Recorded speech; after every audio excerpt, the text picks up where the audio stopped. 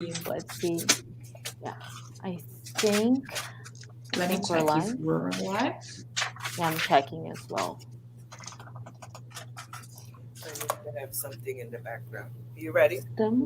Yeah, we're live. Okay. But Professor, be free to please. So I'm just going to say something before we start here, and I'm going to say that in Portuguese for those who are watching us, and then will be responsible for introduce you. Boa tarde a todas as pessoas que nos assistem. Sejam bem-vindos à nossa última mesa do evento Morrison 90. Esse evento que nós pensamos com muito carinho, na verdade, para homenagear essa escritora incrível que foi Toni Morrison, que teria completado 90 anos esse ano. E, como sempre, assim como nos demais dias do evento, eu trago aqui um recado referente aos certificados. Então, mais uma vez, nós da organização vamos copiar um link no chat do YouTube para que todos aqueles e aquelas que têm interesse em receber o certificado possam preencher.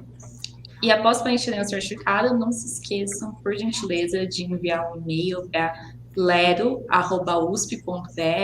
indicando a mesa assistida, para que a gente possa acusar ela no momento de envio do certificado, tá bom?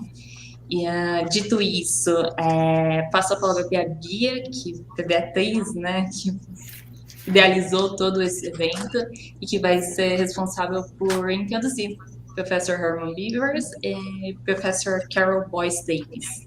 Então, é isso, um bom evento a todos. E, Bia, com você. Thank you very much, Mari, for that. I mean, it's unfair, both of us, it's unfair to say that I made the whole thing, both of us did. And it's incredible to have the honor to receive both of these professors here with us today for the last session. And first, I'm going to introduce Professor Carole Boyce Davies. She's going to be giving the talk, our first talk today in the afternoon. I'm going to introduce her for you all who are watching us. So Carole Boyce Davies is a professor of English and Africana Studies at Cornell University. Some of her publications include Black Women, Writing and Identity, Migrations of the Subject, 1994, and Left of Karl Marx, The Political Life of Black Communist Claudia Jones, 2008. She's co-editor with Ali Masrui and Isidore Okpehu, I'm sorry about the pronunciation mistakes, of The African Diaspora, African Origins and New World Identities, 1999, and Decolonizing the Academy, African Diaspora Studies, 2003. Her areas of academic specialization include African Diaspora Studies, Black Women's Writing, Comparative Black Literature, and African Literature. And today she's going to be giving a talk for us entitled The Black Geographies of Toni Morrison. And with that, the floor is yours. Thank you once again, Professor Carole Boyce Davies, for being with us today. Hi, thank you, Beatrice, for that lovely introduction. Thank you for asking me to speak at this conference, Toni Morrison at 90. And just so you know, and I probably should have taken a photograph of it, we had one of our requests was that Cornell University, where Toni Morrison got her master's degree in creative writing and the English to the now literatures and English department. We had a name change. One of our requests was, along with that name change, that we wanted a Toni Morrison Hall on campus. And we did quite a number of activities, like having a reading of the Bluest nonstop, which has been really successful, and a small panel afterwards, a kind of teaching. And then we wanted a Toni Morrison Hall. We actually wanted to rename the Goldwyn Smith Hall Toni Morrison Hall. And then it came up that there were new buildings going up, and I got a call from the dean of the faculty email that this was a possibility if I would send really quickly a summary that he could use to argue it. And I did that one Friday evening, and it passed, and it went to the faculty senate. So there is a Toni Morrison Hall on Cornell's campus. So whenever you get a chance, definitely please visit our campus and try to come by and see it. That's quite an accomplishment, I want to say. So for me, there are two things that I always never refuse, and that is an invitation from Brazil, because I always feel that the Afro Brazilians and the Black communities in Brazil and the Brazilians in general who are doing this kind of work have to get supported always because of all kinds of reasons, questions of language, questions of racial hierarchies, and so on. The way that Black women's writing is positioned, for example, and Toni Morrison has been central in that landscape in Brazil, visited, met some of the major Black women writers like Conceição Evaristo, Miriam Alves, and so on, Leah Vera, and therefore she would have said yes to a visit like this, although it's virtual, but we are here nonetheless. And then, secondly, the way that I engage literary works and scholarship in general is through a African diasporic lens. So I will be looking at the Black geographies of Toni Morrison then from that angle of vision. So I'll begin, right? So if I can get the next slide, it's a quote from Toni Morrison's Home. Um, Actually, not, probably not, it's not there, but I'll read it then. If you go back to her image, I'll be happy. Walking anywhere in winter without shoes would guarantee his being arrested and back in the ward until he could be sentenced for vagrancy. Interesting law, vagrancy, meaning standing outside or walking without clear purpose anywhere. Morrison Home, page 9. So you would notice on that slide that you're looking at that Morrison herself talked about this whole question of remembering, to excavate ourselves from the tendency towards amnesia or forgetting, to bring back to life, then to remember, as in bringing back the members together, becomes an urgent task.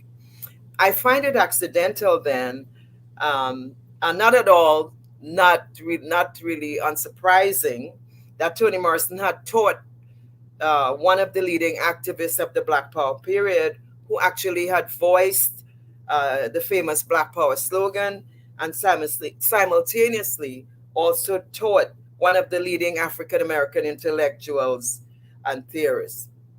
I'm talking about Kwame Ture, or formerly known as Stokely Carmichael, and talking about Houston Baker. In his mature life, Guinea was for Kwame Ture home. But earlier, he would find Mississippi, where he was involved in voter registration for sharecroppers and farmers, also recognizably home. From McKittrick and Wood's Black Geographies and the Politics of Place, then, there are certain distinctively identified landscapes that mark the Black experience. And for Stuart Hall, cultural critic, identities thought of as settled and stable are coming to grief, he says, on the rocks of proliferation. Across the globe, then, the processes of so-called free and forced migration are changing the composition, diversifying the cultures, and pluralizing the cultural identities of the older dominant nation states, the old imperial powers, and indeed the globe itself. The unregulated flows of peoples and cultures are as broad and as unstoppable as the sponsored flows of capital and technology, right? So this is Hall. And one could look, for example, at the recent images you may have seen of Haitians coming to the border at Texas, trying to enter the United States, but having made several journeys across the South American landscape, right? Trying to enter to safe space and to find home, actually, even though they're originally from Haiti. But the point is that Hall is making is that capital and technology flows also, but we often do not pay as much attention to those as we do to Black bodies. If we can go to the next slide, probably. Thank you. So this is what Morrison says, though, about her own writing, that memories weighs heavily in what she writes, in what I write. If writing is thinking and discovery and selection, and order and meaning is also awe and reverence and mystery and magic. So the nature of my research begins with something as ineffable and as flexible as a dimly recalled figure, the corner of a room, a voice. Page 74. Next slide, please. Okay, that was that quote that I referenced earlier. It was out of place. So that's the one about from home about walking. So for McKittrick and Woods, then Black geographies, as I indicated, indicate, and this is important to say this. So let me just read it. The relationships they define Black geographies as the relationship between Black populations and geography.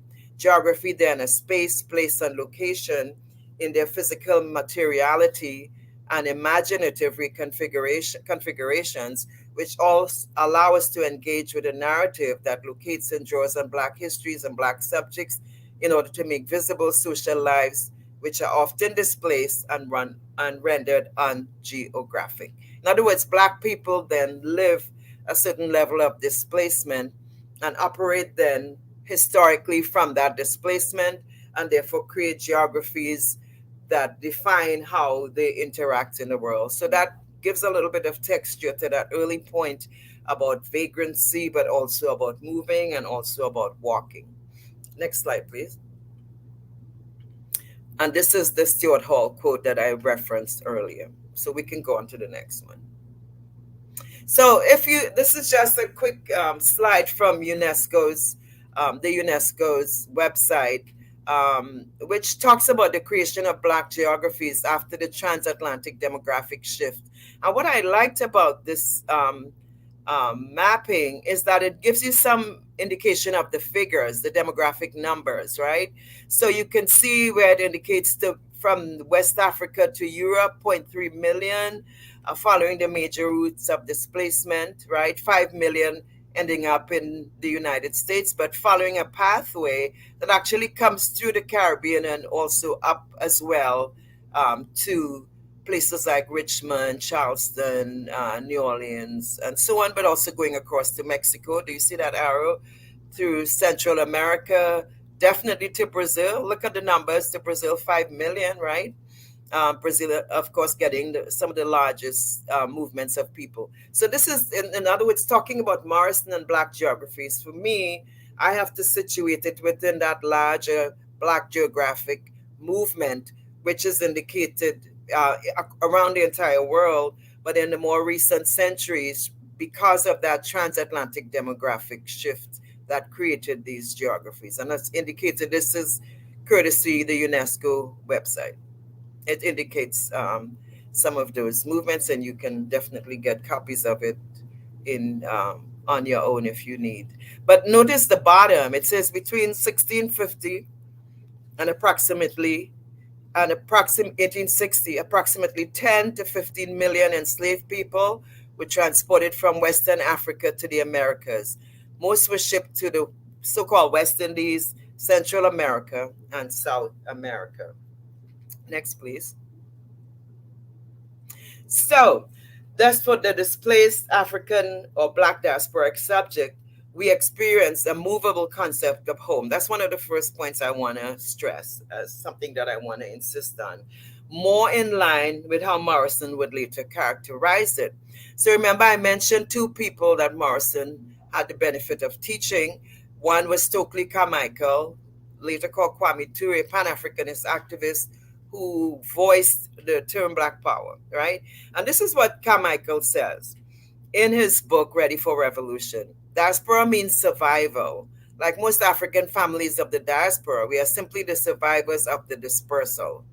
Although I was born in Trinidad, in a real sense, it would be inaccurate, actually, incomplete would be a better word, to call me Trinidadian. Ultimately, our roots are in Africa, but in a more immediate and recent sense, they truly are pan-Caribbean.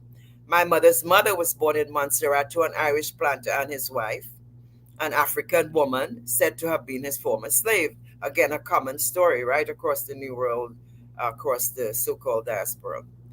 But my mother was born in the U.S. Canal Zone in Panama, from whence as a child she returned to the care of maternal relations in the Emerald Isle, as Montserrat is known, while her parents and older siblings left for New York, right? So isn't that an amazing set of conjunctions that he gives?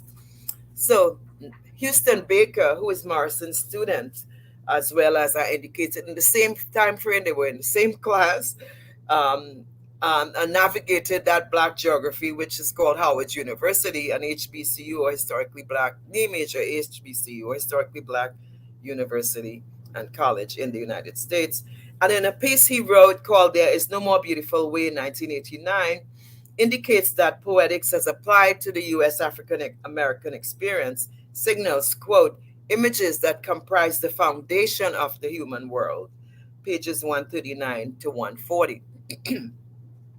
For Baker, then, a range of actors articulate this issue, this question of the shifting set of images, foundational to the human world, then, articulate this in space, place, and time.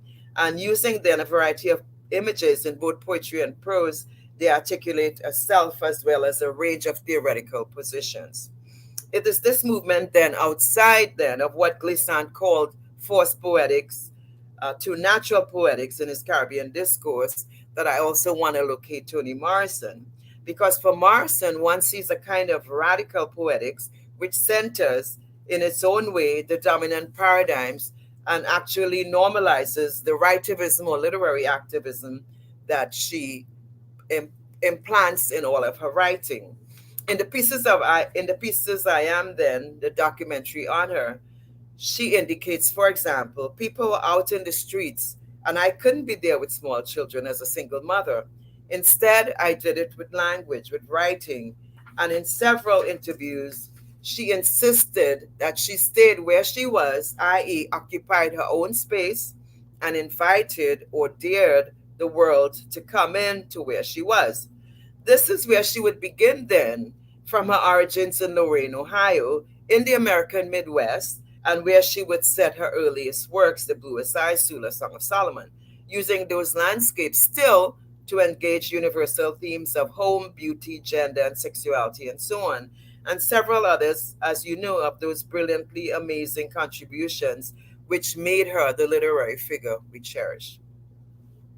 Deliberately rejecting Ellisonian, or Ralph Ellison, that is, invisibility thesis, she would say, invisible to whom? She also rejects the dominant white gaze or the dominance of the white gaze. In these, then, she makes the novel do the work, the assumed aesthetic function then of the novel that she works with as her major form. But still, I'm suggesting she redefines that genre and puts it to use in a different way, and different from anything that others had done before her. McKittrick and Woods then describe Black geographies as, quote, the relationship between Black populations and geography. Geography then a space, place, and location in their physical materiality and imaginative configurations, which allow us to engage with a narrative that locates and draws on Black experience and Black histories, Black subjects in order to make visible Black social lives, which are often displaced and rendered ungeographic. Cultural theorist Sylvia Winter has an essay, Novel and History, Plot and Plantation, which provides an important analysis of this aesthetic choice. This appears in an extended for her creative narrative form that is the novel. According to Winter, the novel form, a product of the market economy, its exchange structure, and its individual here set free to realize his individuality by the liberal values of individualism, linked to the very existence of the market system. Nevertheless, instead of expressing the values of the market society, develops and expands as a form of resistance to the very market society. In effect, then, the novel form and the novel is the critique of the very historical process which has brought it to such heights of fulfillment. And I want to suggest then that Morrison then becomes probably, as you would agree, one of the major exponents of particularly taking that form and having it do what she wanted it to do. So Morrison then makes it easy for us retrospectively to examine this particular assertion because each of her novels, she indicates, is centered around a particular problematic that confronts Black society. In The Bluest Eye, it is the dominance of the white aesthetic via the metonymic blue eyes, which some still struggle to acquire. Her character Piccola, then, is the physical representation of all of that hurt, desire, and insanity, which creates that intense psychological self hate in the extremes produced by racism and colonialism, as that Martinican psychiatrist and theorist Frantz Fanon studied and captured well. It was impossible, as we knew, for Piccola to get those blue eyes, raped, incested, rejected as ugly by her own mother in favor of the white child she's caring for instead of her own. Piccola then resorts to the impossible, which is the equivalent of insanity in this context. Now, of course, people can buy blue eyes. You can buy demonic looking contact lenses to ape that aesthetic, or you can blonde hair all the way to the lightest possibility, or buy versions of it and so on to ape that aesthetic. But fortunately, these are only temporary. And people eventually find ways to go back to other kinds of ways of looking, right? But the storybook like entry point of this novel makes it then a kind of subversive creation, if you will. And we can come back to that later if you'd like to talk about that. For Sula, it's the issue of friendship that can, and what can be the test of that friendship, what are its limits and its losses. For many, still, it's their favorite Morrison text because of Nell's, and largely because of Nell's epiphany, if you want, that understanding after Sula's passing. That Sula, who is a nonconformist constructed as evil, is unwilling to accept societal regulations in the time period in which this is set. So by the time we get to the Song of Solomon, Toni Morrison takes us on an amazing journey through the character pilot, although, as we know, the protagonist is also male, as she indicated at the start, and pilot ends up competing for that space. But she contests the dominance first clearly of the male protagonist. Milkman, who is in the end actually flies, we notice a flight, a mythic flight, an entry then into an elsewhere linked to all the metaphoric deaths and definite return to knowledge of an African past and African discourses of flight, and in terms of the historic Pan-African returns. Thus, in her magnum opus, Beloved, which deliberately situates itself in an address, she actually has a numbered house at the start, right? Still, nonetheless, it charts a series of internal and external geographic movements that traverse the Middle Passage geographies, but transatlantic and also trans-American, I want to suggest, in the trans-North American in this case. So a whole stream then of African and New World mythologies, in some estimations, populate her work.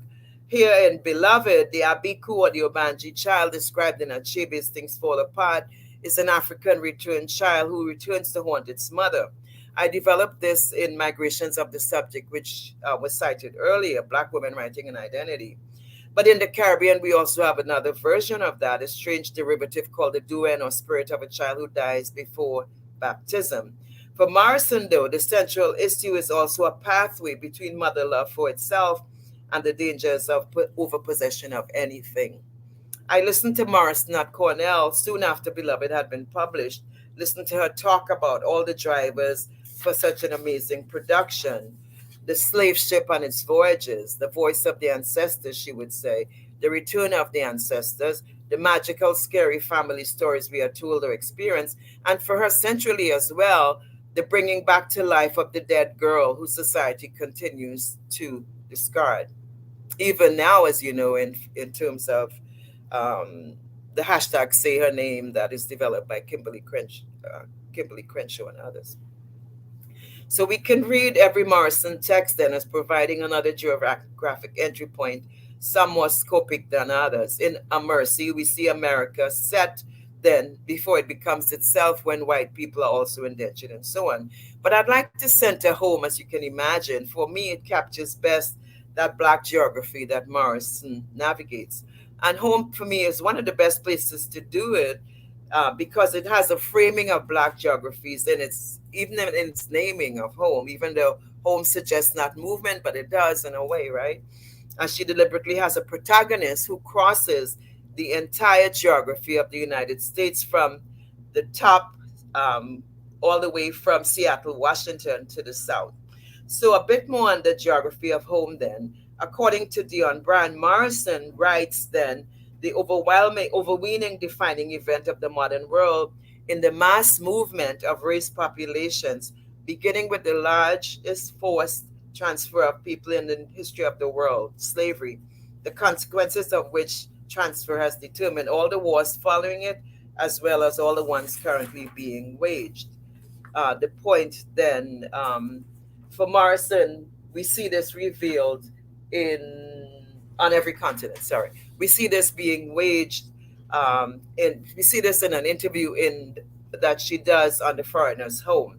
This is how she describes it. Quote: "Home is not a place, but a fundamental desire for a safe place where you can go and where no one can hurt you. And in home, she has a protagonist already dislodged from community he called home by racist uprooting for the benefit of a white community, living a complicated life of the soldier recovering from PTSD, and knowing still that there's an imperfect location where he can go and where his people are, where he had people, that is. But it is also one in which he is deliberate about going to rescue his sister from a eugenicist bent on doing experiments on black women. And of course, we actually have actual historical evidences of some of those, right? In this particular text, then, Morrison has Frank Money navigate the United States diagonally, beginning extreme northwest in Seattle, Washington, as he tries to make his way across the U.S. south to Georgia, which is, of course, southeast. And I had a little thought that she didn't want to take him all the way to Florida, because taking him to Florida would actually take him to the Caribbean, as I argue elsewhere. But this is what he says in response to that question when he's asked where he was heading. "No, sir, I'm on my way south." Page 13, Georgia, sir, if I can make it. In the cross-country land navigation of the soldier, then, we are reminded of the modes of travel reminiscent of the famous Green Book of Travel for Black people in that time of segregation, finding safe spaces along the way, going by train, by bus, stopping in safe homes, and eventually getting there to rescue his sister from an unsafe location, but also, notice, to rebury a victim of racist murder that they had witnessed as a child. Home, then, is also a safe quilted burial for a man who is satisfied. As you know from the end, there's this image of him looking over at them. But it is still a geography contained within the continental United States, an inability to go further than the tree at the other side of the stream. I found a wonderful essay by Bayard Rustin titled "Towards a Geography of Black Internationalism, Nonviolence, and the Promise of Africa." It's published in the Annals of the American Association of Geographers 2016, which describes Rustin's work to build for African Americans an internal political campaign that offered a coalition with African leaders using the MLK model of nonviolence to aid liberation as it benefited U.S. African Americans. But this too would be the project of many before him, like Du Bois, of course, in the First Pan-African Conference, like Kwame Ture, who I mentioned earlier. Rustin also asserted that the African American struggle was one component of a global racial movement that had an international vision still to be addressed.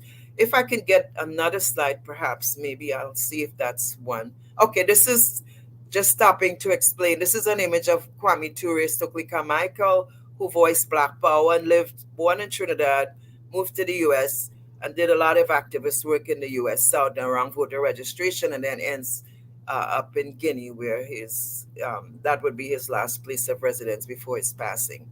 Next one, please. And this is what I wanted to get at. So the Ghanaian government in 2019 created something called the Year of Return for African Diaspora People, and actually encouraged resettlement in the motherland and so on, and gave a number of African American and Caribbeans who were living in Ghana citizenship as well. I've been arguing, though, that we actually need a century of return. 1 year is not going to do it at all. And I've said this in a couple of conferences there. But what I'm suggesting is that this whole question of travel, return, migration, movement is central to the Black experience, displaced, as we indicated already initially, and consequently always then searching for a place, home then, and in the sense that a place to be safe, a place to not, as Morrison indicates it, to not feel like one is threatened and so on. And this then, to me, is what drives Frank Money, even though he never really leaves the continental United States. Next one, please. Yeah, so for Dion Brand, writer Dion Brand, another Caribbean but living in Canada, um, after the door of no return, a map was only a set of impossibilities, a set of changing locations. A map then is only a life of conversations about a list of irretrievable, forgotten list of irretrievable selves. I always find that quote such an amazing summary of the realities of movement, location, and so on. So for writer Dion Brand then, in her book, A Map to the Door of No Return, a return is not an easily experienced one. It is fraught with a range of missed opportunities, right? And it's a series of returns as well. And this is why, for me, when Morrison tries to do Top Baby, and probably one of my least, one of the books I find I still have to struggle with, I should say. But when she does Top Baby, she provides a Caribbean location, but it's a community existing almost predatorily, and actually features African Americans that were sitting classes, almost interlopers in Caribbean space, not really engaging with the local population and so on. But it's the kind of thing that I think we want to look at more carefully. And I've listened to presentations where some people look at it, if we read it from the point of view of class, then we get a whole other kind of reading of the text and what is going on there. But the visit of the interloper then, who shows up in the house, both destabilizes and defines the nature of their relationship to space, I want to say.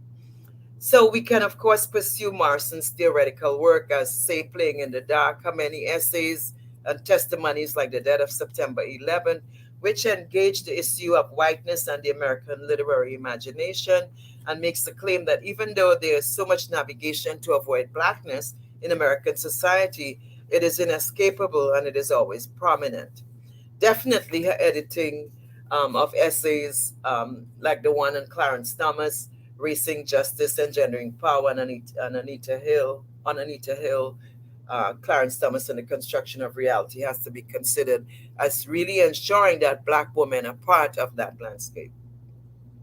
Looking carefully at how gender is lived by Black women and how race or gender is played by dominant culture. And of course, the final text, The Source of Self-Regard, um, Essays, Speeches, and Meditations 2019, which is actually a collection of previously published essays many of those who know her work have read. For Morrison, though, the white normative gaze is not important. It is a bold decision to write for an audience that recognizes, that understands, and not explain too much or even care. I therefore like her essay, The Site of Memory, from which I cited at the start, in which she claims that while narratives of the enslaved documented the interior lives of the enslaved remained unexplored. The Foreigner's Home, though, which accompanied her residency at the Louvre in Paris in 2017, was one which wanted to deliberately engage these questions that I've been pursuing. Displacement that has accompanied Western construction of social relations, which leave many still dispossessed in what Sylvia Winter called the ex-slave archipelagos. Technically, then, we can all be rendered homeless, as we know, through environmental disaster, as in the end, the earth is home. This is home. The earth is home. This is where we live, right? Her Black geographies then are landscapes of possibility, of assumptions of existence in time and in the production of space. If I can get the next two slides, I think they probably, oh, that's it. Thank you. I thought I had more, but I'm glad. That's exactly where I wanted to go. So I'll just repeat my last sentence then. Definitely, oh, sorry. Yeah. This is where we live then. We can all be rendered homeless through environmental disaster, as through other circumstances, economic and otherwise. But in the end, this is home. The world is home. The earth is home. And this is the point that, as you know, all the people who look at the earth from scientific positions, from traveling outer space, to look back at the earth, comment that this is where we live. So Toni Morrison's Black Geographies, then for me, are landscapes of possibility, of assumptions of our existence as full human beings in time and in the production of space. Thank you very much. Thank you so much, Professor Carole Boyce Davies. It was, I mean, so enlightening, and I think it truly captured a lot of what Morrison is trying and completely achieves that successfully, to say about belonging and about home and about uh, where people are and where people want to go. Um, I have things to ask and just go over them with you, but first we're gonna go to Professor Herman Beavers here. First, I'd like to say once again, thank you so much for being here, Professor Beavers. Um, it's a pleasure, and I'm going to read a quick description of Professor Beavers' career and his interests, so everyone else can sort of grasp a little more what we're going to hear next. So, Professor Herman Beavers is a professor of English and Africana Studies at the University of Pennsylvania. He teaches courses in 20th century and contemporary African American literature and poetry writing. His scholarly monograph, Geography and the Political Imaginary in the Novels of Toni Morrison, was published in 2018. His areas of academic interest include 20th century African American literary and cultural studies, gender studies, and African American and ethnic American literatures. And today he's going to be giving us a talk entitled The Bluest Eye at 50. The friction of distance in the age of Trump, and that sounds very contemporary to say the least. So I'm very excited for it. The floor is yours. Thank you so much, Professor. Thank you so much for that warm introduction, Beatrice. It's a pleasure to be here, especially with my colleague, Carole Boyce Davies. If I were present in your midst, I would ask that we give her another round of applause, but this is Zoom, so I think that's not possible. But let's begin. I have two quotes, one from Morrison's The Bluest Eye and one from an essay Morrison wrote called Racism and Fascism. The quote from The Bluest Eye reads as follows: "Here is the house. It is green and white. It has a red door. It is very pretty. Here is the family. Mother, father, Dick, and Jane live in the green and white house. They are very happy." And the quote from the essay: "Fascism talks ideology, but it really is just marketing for power." The Bluest Eye at 50. In 1988, I had the unbelievably good fortune to be serving as guest faculty at Sarah Lawrence College in a year when the commencement speaker for the class of '88 was to be none other than Toni Morrison. The speech she delivered is reproduced in her collected essays, A Source of Self-Regard, and so I was reminded that Morrison stated that she wanted, quote, to do more than commend and congratulate. She wanted to provoke, end quote. Considering that the future, responsibility, goodness were all subjects her speech should touch on, what Morrison determined that she wouldn't talk about was happiness. Talking about happiness, Morrison intimated, made her, quote unquote, uncomfortable, and she continued, quote, "I'm not interested in your happiness. I'm not sure it's all it's cracked up to be," end quote. Rather than talking about the search for happiness, Morrison offered a substitute. "I want to talk about the activity you were always warned against as being wasteful, impractical, hopeless. I want to talk about dreaming."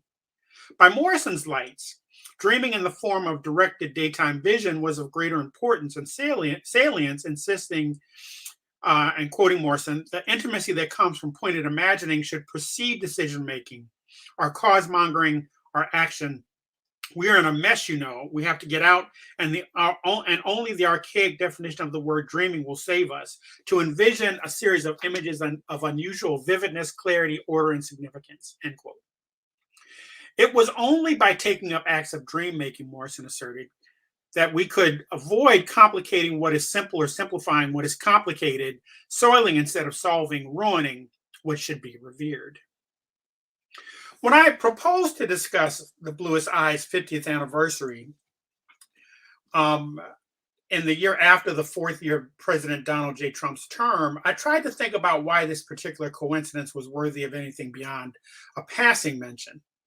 After all, the day of Morrison's passing came and went without the president saying a single word to recognize Morrison's importance or to commemorate her contributions, not only to American letters, but to the larger conversation about the American experiment. It would be easy to say that the connection lies in the fact that I was recalling Morrison's commencement speech during the nightmare that has been the Trump presidency, but that would, I think, be too easy and facile a move. What might be more apt is to recall that Morrison entered adulthood as part of a generation of African-American intellectuals and artists for whom dreaming, and in particular, the dream as articulated by the Reverend Dr. Martin Luther King during the March on Washington in 1963, was well established in the social lexicon. That she was still talking about dreaming as integral to acts of social reinvention 25 years later speaks to the durability of Dr. King's formulation. One might consider, by way of contrast, the inaugural speech Donald John Trump delivered on January 20th, 2017, which was a manifestation of the day the people became the rulers of this nation again. After recounting all the ways that the American dream had been stripped of its lustrous possibility, Trump declared, quote, "This American carnage stops right here and stops right now." His declaration that he and he alone could fix America's problems was accompanied by his promise, quote, "I will fight for you with every breath in my body, and I will never, ever let you down." Assuming the guise of prognosticator, Trump stated, quote, "America will start winning again. We will bring back our jobs. We will bring back our borders. We will bring back our wealth, and we will bring back our dreams," end quote. If the present in which he was delivering his inaugural address was a moment of carnage, Trump's speech sought to establish his presidency as a project of restoration, whose main aspiration was to express the importance of sharing, quote, "one heart, one home, and one glorious destiny," end quote. After stating that the people would, quote, "never be ignored again," end quote, he declared, quote, "Together we will make America strong again. We will make America wealthy again. We will make America proud again. And we will make America safe again. And yes, we will make America great again." I will not focus on the ways that Morrison's and Trump's respective speeches diverge. Rather, I want to suggest that the one thing they share, and we have over the 4 years of the Trump presidency to confirm this, is that, like Morrison, Trump has little concern for our happiness. As a narcissistic personality, indeed as a narcissistic person suffering from narcissistic disorder, it's clear that the only happiness he is concerned with is his own. And if Morrison was, quote, "not sure happiness was all it's cracked up to be," end quote, Trump is absolutely sure that our happiness is not worthy of mention. Trump's rallies demonstrate that his most essential oratorical gift lies in his ability to cultivate disaffection, to link the notion of being disgruntled about the president and anxious about a future that involves being inundated by non-whites to the self-satisfaction that comes with seeing through the con game perpetrated by liberal elites. If Barack Obama entered the American political scene talking about the audacity of hope, Trump's core message lies in the mendacity of exclusion. Morrison entered adulthood, as I've said, as part of a generation of African-American intellectuals for whom dreaming had become well established. Nearing the end of the speech, Dr. King intoned, quote, "I have a dream that my 4 little children will one day live in a nation where they will not be judged by the color of their skin, but by the content of their character," end quote. How intriguing to discover that over the course of the last 35 years, political conservatives have come to view Martin Luther King as, quote, drum major for colorblind social policy. For example, conservative historian Peter Schramm states, quote, "The basis of his attack on his segregation on segregation was judge us by the content of our character, not by the color of our skin. That's a profound moral argument, end quote. And Carolyn Garris, a research associate at the Heritage Foundation, the conservative Heritage Foundation, argued that King should be embraced by the right because King's, quote, dream is rooted in the ideas of human equality, individual freedom, and the consent of the governed. These ideas depend on absolute truth and moral law, and they are supported and affirmed by religion and religious association. This dream, Dr. King's conservative message, is nearly lost amidst the worship of cultural diversity and more relativism, end quote. Consider as well former Vice President Mike Pence's reference to the I Have a Dream speech, where he stated on national television, no less, quote, you think of how Dr. King changed America. He inspired us to change through the legislative process to become a more perfect union. That's exactly what President Trump is calling on Congress to do. Come to the table in the spirit of good faith. As Van Newkirk points out, however, conservative pundits, quote, are compelled to contort King into something friendly. Columns must wield King to attack everything from identity politics to the very act of politicizing King's life itself, end quote. Conservatives first turned to King as a way to counter arguments calling for affirmative action in American institutional life, invoking King's dream of being assessed on the basis of the content of one's character as proof that calls for racial equality were wrong-headed. Subsequently, conservatives saw King as a way to challenge the political left's calls for inclusion and equity, insisting that the civil rights leader would be dismayed by their insistence that the racial disparities plaguing Black and Brown communities was rooted in the systematic racism synonymous with the U.S. body politic, rather than being a reflection of those communities' abdication of personal responsibility for their lives. Ignoring the first portion of the I Have a Dream speech, where King argued that African Americans were gathered in Washington to collect, symbolically speaking, on the payment promised them by what Ralph Ellison loved to describe as the sacred documents, namely the Declaration of Independence, the U.S. Constitution, and the Bill of Rights, conservatives acted as if it was they and not progressive who gleaned the deeper significance of King's dream.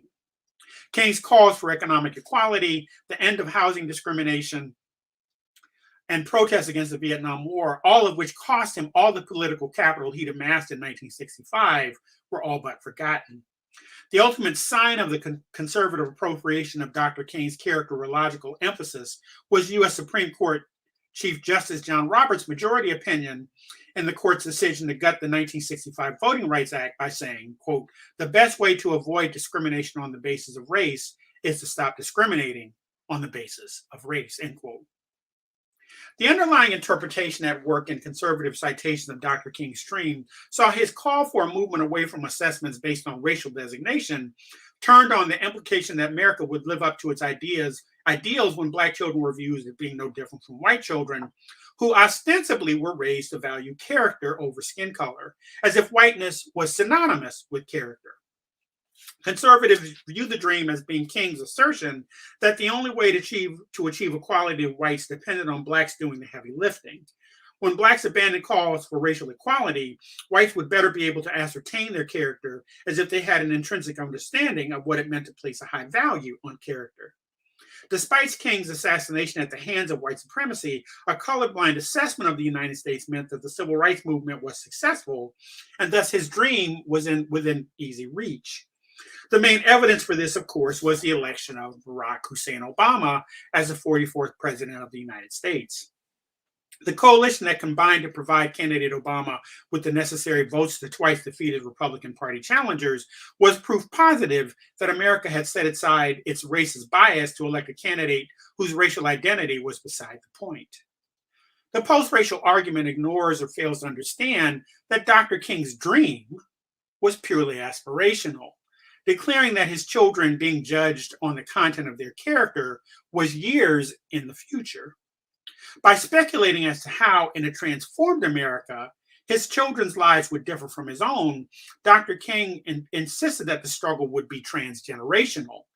This was a necessary rhetorical move because white citizens offered so many examples in 1963 that their response to their Black fellow citizens was based on skin color and not character. How else to explain the existence of racial covenants that prohibited the sale of houses to blacks? How else to interpret the image of mobs of angry whites gathered to witness the lynching of a black person? Indeed, 1963's March on Washington was only 6 years after the nation was privy to photographs of whites, their faces contorted with hatred and rage, jeering as federal marshals escorted black pupils into Little Rock High. It could be that transcending race had to be postulated as a dream because in 1963, there was so little evidence that anyone anywhere was capable of privileging character over race. If the Constitution was aspirational, so too was the idea of seeing beyond race. Seeking to counter the progressive insistence that identity politics required greater attention, conservatives argue that the most politically astute citizens were motivated by economic necessity. In other words, their hopes lay in the rise of a body politic that would be attentive to them as if their social needs were non-existent. On the occasion of its 50th anniversary, then, the Bluest Eye reminds us why it has constituted such a watershed moment in American letters. Because we celebrate it at a time when, even as conservatives sought to assert control over interpretation of Dr. King's dream, identity politics were nonetheless dismissed on two fronts: political correctness and impracticality. In the time since Morrison's novel first appeared on the literary scene, we have witnessed the rise of what Yusef Komunyakaa refers to as service literature. By Komunyaka's light, service literatures exist on one hand to placate those members of a culture who find themselves situated at its margins. And on the other, they serve to stymie those located at the center because they eschew subtlety and craft for didacticism and scorn. So one thinks here of our present conversation in the United States about critical race theory. What Komunyakaa is describing anticipated that discussion. And perhaps most importantly, they sully America's reputation as a land of winners by calling attention to its history of producing victims. When we look at the Breedlove family, and especially Pecola, some readers might reach the less than facile conclusion that as a writer who was both Black and female, tasked with the imperative of producing a service literature that has everything to do with defining the essence of Blackness, Morrison's aim was simply to equate her intersectional identity with victimhood. The Bluest Eye's technically resonant opening, reminiscent of the Dick and Jane readers published between the early 30s and the late 60s, features the same passage, which moves from being normally spaced and punctuated to having no punctuation, to having neither punctuation nor space, as if to suggest that white supremacy functions as a kind of background noise, intellectual muzak playing constantly in the heads of Black people socialized into believing that Dick's and Jane's adventures function as a kind of common sense. What intrigues me just now is thinking of Pecola Breedlove, Claudia and Frida McTeer, Bayboy, Woodrow Kane, Buddy Wilson, Junebug, and Maureen Peale, along with their classmates, as readers with long experience in Dick and Jane's exploits. Though they might not be able to articulate it as such, they know that the underlying message in the books is that the road to happiness for all the characters is direct and definitive. Further, this observation leads to a more startling realization, namely that Pecola, for all the ways that she is represented in the novel as being deficient and needy, is an incredibly astute, institutionally speaking, reader who understands reading as a vehicle of compliance. Pecola's dream of having blue eyes, far from being simply the harbinger of self-destruction we take them for, is also the signal that Pecola has read about Dick and Jane and processed the meaning at a subliminal level. She intuits that what makes the lives of Dick and Jane so desirable and inviting is that a large portion of the sentence of the opening passage involve acts of looking and describing what has fallen under the gaze. Indeed, in a passage consisting of 150 words, the word see, S-E-E, appears 6 times. Though Mother, Father, and Spot all resist Jane's invitation to play, by the end of the passage, an unnamed playmate arrives just in time, as the words "play, Jane, play" suggest. The unnamed friend's arrival portends Jane's satisfaction and happiness because the narrator speculates, quote, "Here comes a friend. The friend will play with Jane. They will play a good game," end quote. Readers are introduced to the simple future tense, which states with absolute certainty that what will happen when the friend arrives on the scene. Could the shift from present to simple future tense prove to be what was so impactful on Pecola, meaning that her dream for blue eyes can be productively linked to her belief that having them would produce predictable outcomes? For a child whose life has been so beset with uncertainty and trauma, whose life is organized around a series of calamities that renders her family into pariahs, whose place is outdoors, Pecola needs to be understood as a child characterized by her resilience and constancy. The problem lies in the fact that her resilience is wedded to a reality that both denies her existence and dismisses her value so completely that it cannot be repurposed to function in a way more akin to Claudia, who destroys a white doll she is given, who hates Shirley Temple because she is showered with attention she does not deserve, both of which are signs of the self-situatedness that underwrites her narrative authority. Pecola's resilience gives way to her fall into insanity, where she enters a state of existence in which the simple future tense is always already manifest. She comes to live in an interiorized simple future tense in which one finds a direct line between desire and happiness. This is in no wise to suggest that Morrison was not seeking to help her readers understand the systemic nature of white supremacy, but it is to argue that in addition to exploiting the subliminal effects of whiteness, her first novel was an occasion to study the relationship between happiness and innocence. The Dick and Jane books are Morrison's method of reminding us that if the Black pathologies depicted in The Bluest Eyes are terrifying for readers to experience, it would be irresponsible of her not to provide them with a way to trace that terror to its source. In other words, one cannot ponder the crime of commission without giving equal consideration to the crime of omission. If The Bluest Eyes seeks to reveal the pervasive effects of white supremacy, it does so by eschewing the defensiveness whites employ as a way to deflect responsibility for Black pathology away from systemic forms of inequality. Morrison demonstrated that the precariousness synonymous with the breedloves, along with the ugliness they wear almost as a badge of duty, is a byproduct of white supremacist endeavor. What the novel drives home is that white supremacy's perniciousness cannot be measured by white people's physical presence, but rather by their absence. Indeed, white supremacy is distinguished by the fact that white bodies need not be present for it to function with deadly effectiveness. This point can be further unpacked via Marxist theory, which argues that the conflict between subordinates and dominants is realized through the relations of production, where it is the task of the former to produce goods and services, while the latter owns the means of production. If we consider the everyday lives of Morrison's Black character as a quote-unquote product, then we need to look to characters like Maureen Peel, Soaphead Church, and Geraldine and her son Junior to see how Pecola's desire for blue eyes is produced. Though we could argue that Mr. Jakubowski and Pecola's white teachers are the instruments white supremacy uses to inflict injury on Blacks, it is more apt to insist that the agents of Pecola's woundedness can be found in her own community. In the final chapter, which features an epigraph that reprises the arrival of Jane's friend and begins with the word, "Look, look, here comes a friend," Pecola engages in conversation with an imaginary friend whose most important task is to reassure her that the blue eyes gifted to her by Soaphead Church are the prettiest she has ever seen.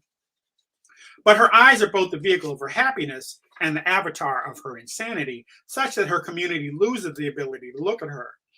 As Claudia relates, quote, "She was so sad to see. Grown people looked away. Children, those who were not frightened by her, laughed outright." And she confesses, quote, "We tried to see her without looking at her and never went near. Not because she was absurd or repulsive, but because we had failed her. Our flowers never grew. I was convinced that Frida was right, that I had planted them too deeply. How could I have been so sloven? So we avoided Pecola Breedlove forever." End quote. And Claudia continues, "All of our waste which we dumped on her and which she absorbed, and all of our beauty which was hers first and which she gave to us, all of us, all who knew her, felt so wholesome after we cleaned ourselves on her. We were so beautiful when we stood astride her ugliness. Her simplicity decorated us. Her guilt sanctified us. Her pain made us glow with health. Her awkwardness made us think we had a sense of humor. Her inarticulateness made us believe we were eloquent. Her poverty kept us generous. Even her waking dreams we used to silence our own nightmares. And she led us and thereby deserved our contempt. We honed our egos on her, padded our characters with her frailty, and yawned in the fantasy of our strength, end quote. Claudia's narration achieves critical weight because she refuses to absolve the community of its responsibility for Pacola's demise. Indeed, it implies that if members of Lorraine's Black community have achieved even a semblance of happiness, its roots lie in Soaphead Church's misanthropy and the legacy it bequeathed to Pacola. Elihu Micah Whitcomb's presence in Lorain, Ohio results from an odd combination of misfortune and misguidedness, which drives him to settle in a community filled with people willing to be duped. His rapidly framed gentility finds purchase via his commitment to a life that is equal parts self-delusion and self-concealment, where he survives by, quote, palming himself off as a minister and inspiring awe with the way he spoke English, end quote. His commitment to a life of celibacy as the last vestige of his ministerial studies leads the women he encounters to conclude, quote, that he is supernatural rather than unnatural, end quote. We should not be surprised then that the profession that suited him well was as reader, advisor, and interpreter of dreams. Given that The Bluest Eye is a novel whose characters are preoccupied with the belief that dreaming is a conduit to happiness, it makes sense that the man who comes to be known as Soaphead Church awakens every morning, quote unquote, from dreamless sleeps. Because interpreting other people's dreams requires a mind uncluttered with the detritus of aspiration. Hence, it follows that his business was dread, as Morrison states, or that his clients, quote, came to him in dread, whispered in dread, wept and pleaded in dread, and dread was what he counseled, end quote. That his patrons revel in the need to stave off the future is indicative of how Soaphead Church is uniquely placed to be the instrument of white supremacy.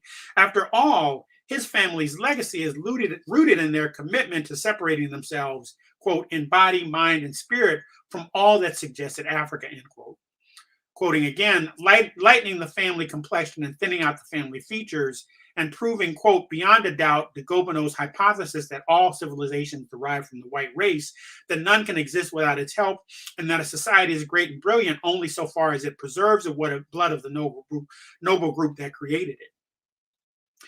Even if the Whitcomb family's effort to maintain their whiteness turns out to be a failed venture, what Soaphead Church retains is an investment in the fine art of self-deception.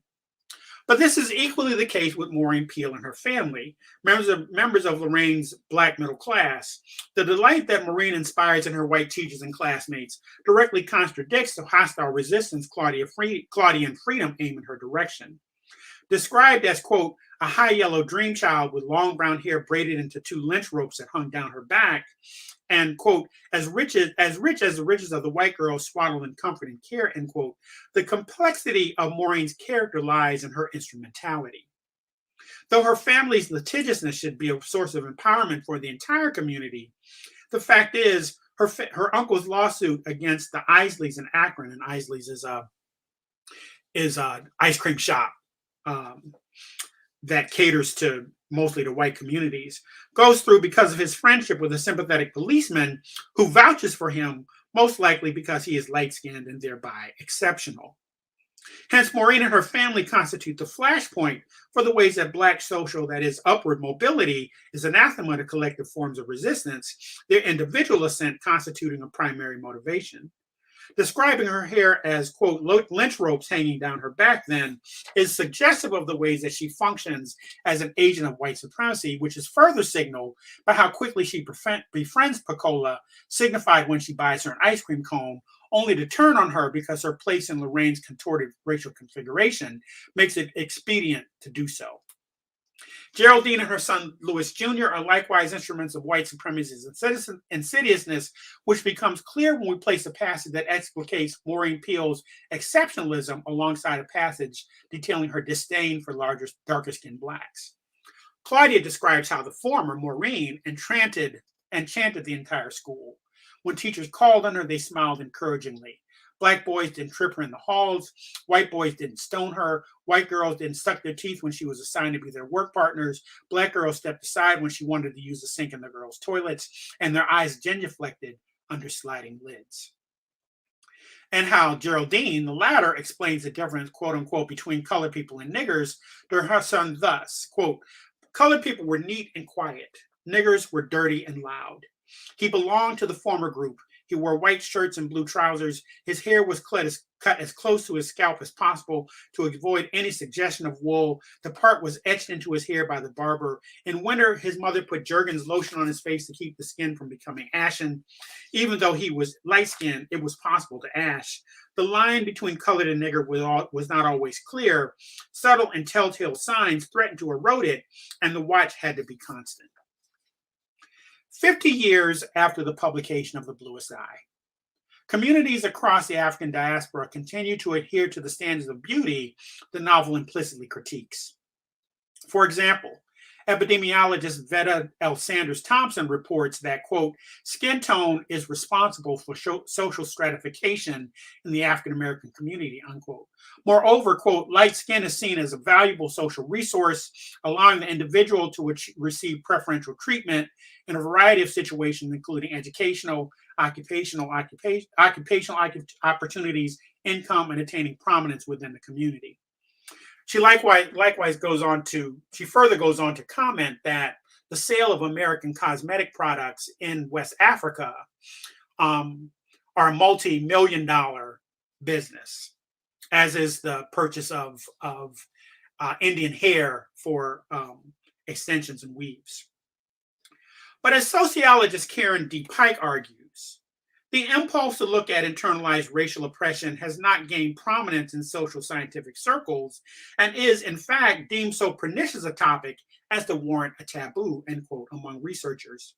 Though many have argued that Morrison's use of the Dick and Jane reader constituted a way to introduce a medium through which children like Pecola internalized racism, it is worth pointing to Pike's insistence that internalized racism, quote, is not the result of some cultural or biological characteristic of the subjugated, nor is it the consequence of any weakness, ignorance, inferiority, psychological defect, gullibility, or other shortcoming of the oppressed. The internalization of oppression is a multidimensional phenomenon that assumes many forms and sizes across situational contexts, end quote. Once again, we need to think about how the novel dramatizes the politics of relationality that adheres between subordinates and dominants within spaces of cultural production, where a subgroup seeks to distance themselves from negative stereotypes. But as Pike rightly argues, rather than blaming the victims of internalized oppression, the culpability for this circumstance is located squarely in dominant systems of production. In short, quote, we risk forgetting what oppressors and systems of oppression do to the oppressed. Reading Morrison's The Bluest Eye 50 years after its publication occurs in the midst of a robust discourse characterized by calls for diversity and inclusion in institutional settings across the U.S., especially in institutions of higher learning. One need only pull up the mission statements of the top institution to discover that the word diversity has assumed a place of prominence, not only in terms of what the institution values, but also in terms of how it sees the work it does. However, if we reflect on Pecola wandering the streets of Lorraine in conversation with an imaginary friend, reassuring Pecola that her eyes are the prettiest blue eyes anyone has ever seen, we must also recall Claudia's admission that the members of her community tried to see her without looking at her. It seems to me that in the 50 years since The Bluest Eye was published, we have witnessed a shift from public exchanges emphasizing equality to those extolling the virtues of diversity, where it becomes important to distinguish, as John Austin proposes, between descriptive utterances and performative utterances. The former reports on something which might be true or false. By contrast, performative utterances eschews reportage in favor of speech, quote, that involves utterance that is performing of an action, end quote. But as Sarah Ahmed points out, embracing diversity as a contemporary catch-all term for institutional change, where practitioners, that is, officers charged with creating and implementing institutional diversity and inclusion policy, express, quote, a sense of exhaustion with writing documents where the, quote, end quote, where the, quote, implication is that while doing the document is doing something, it is also a way of not doing something. You do the document rather than doing the doing, end quote. In the midst of declarations by social liberals that they have grown weary of bearing culpability for racial inequality, discussions for diversity and the accompanying declaration that it has long constituted U.S. exceptionalism reject out of hand arguments for the durability of systemic racism, because the commitment to diversity becomes fetishized, thereby deflecting the critical gaze from the circumstances that produced the need for it in the first place. If we turn back to Morrison's equation of pointed imagining and intimacy, it should be clear that the Sarah Lawrence graduates who have entered middle age never resolved to rescue society from the mess plaguing the American body politic in 1988. For what Morrison had described in The Bluest Eye was at that moment being viewed as a failure of personal responsibility, not societal failure. This might explain why Morrison has been forced to endure at three distinctly different points in her literary career the same question. For example, in the years just after the publication of Beloved, Bill Moyers asked Morrison, quote, "Is it conceivable that you could write a novel in which Blacks were not center stage," end quote. And just after Morrison received the Nobel Prize for Literature, Australian journalist Jana Went observes, quote, "You have in your writing certainly marginalized whites," end quote, before asking, quote, "Why are they of no particular interest to you, or seemingly of no particular interest?" Finally, veteran journalist Charlie Rose, just after Morrison's seventh novel, Paradise, had been published, revisited Moyers' original question, inquiring, quote, "Can you imagine writing a novel that's not centered about race? Will you?" End quote. Though Morrison's responses were elegant in their defense of her right to depict Black life, the most salient came in the interview with Rose, where she insisted that her writing career, following the example of African writers like Chinua Achebe and Bessie Head, eschewed the influence of what she referred to as the white gaze. Morrison understood the power of the white gaze because, quote, "She could feel the directness of the narrator over her shoulder talking to somebody else, somebody white, because they were explaining things that they didn't have to explain if they were talking to her," end quote.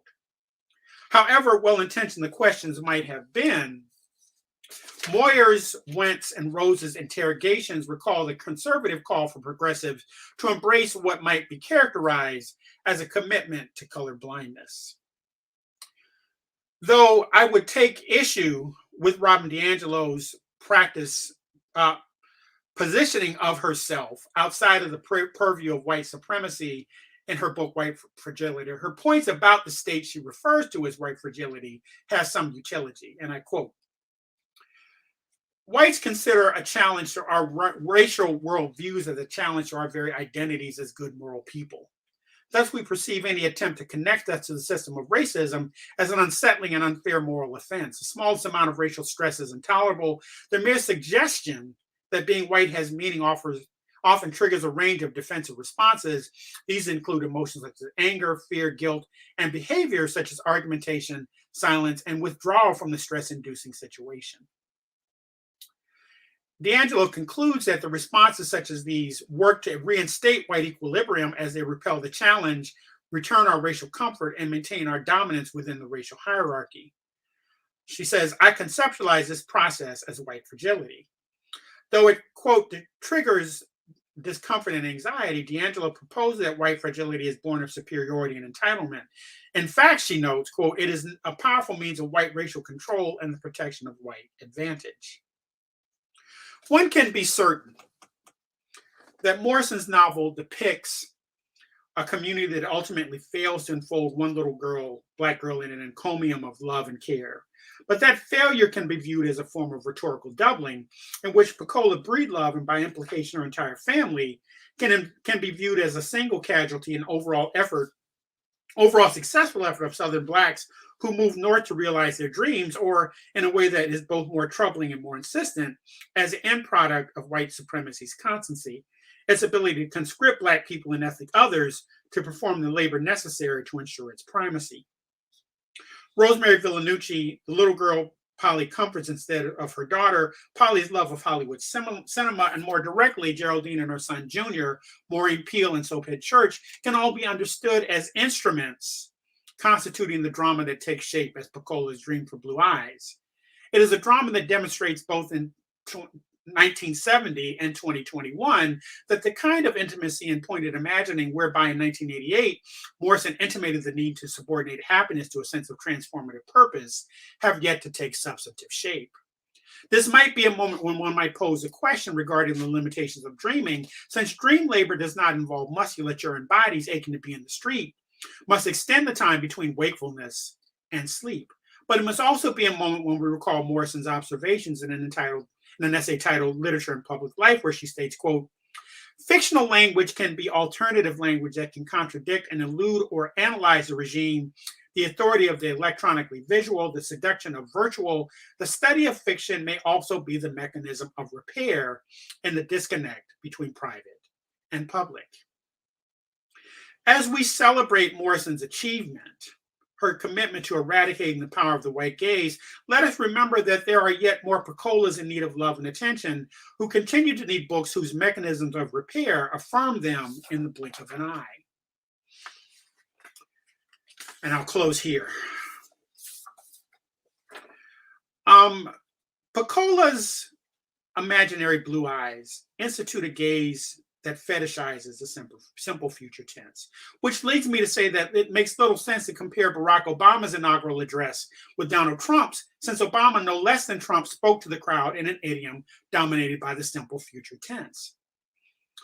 A more drastic contrast can be drawn between the addresses of both Obama and Trump with Abraham Lincoln's second inaugural address. As the Civil War raged on, Lincoln insists that he dared not risk dishonoring the dead Union or Confederate by talking about the future. Hence, he insisted that God, quote, gives the war to both North and South, end quote, and ended with the finish to, quote, finish the work we are in, to bind up the nation's wound, to care for him who shall have borne the battle. Now, what I would say is, Lincoln, ambivalent about Black citizenship as he was, I choose to read Lincoln's words as in the same mode of aspiration as Dr. King's notion of the content of our character. We have yet to achieve what he imagined. Taken together, though, Lincoln's second inaugural and Morrison's Sarah Lawrence commencement address invites us to understand the need for a clear-eyed assessment of our president, to be twinned with pointed imagining. For if Lincoln resisted articulating what the future looked like as long as the survival of the Union remained in doubt, Morrison's Claudia McTeer is equally eloquent in our assessment of our community's culpability in Pecola Breed Love's demise. We were not free, merely licensed. We were not compassionate, we were polite. Not good, but well-behaved. We courted death in order to call ourselves brave and hid life thieves from life. We substituted good grammar for intellect. We switched habits to simulate maturity. We rearranged lies and called it truth, seeing in the new patterns of an old idea, the revelation and the word, end quote. This is a moment when we are forced to recognize the delusion that comes with maintaining our innocence.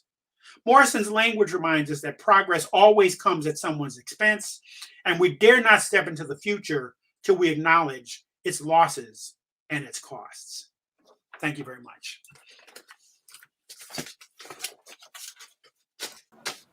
I mean,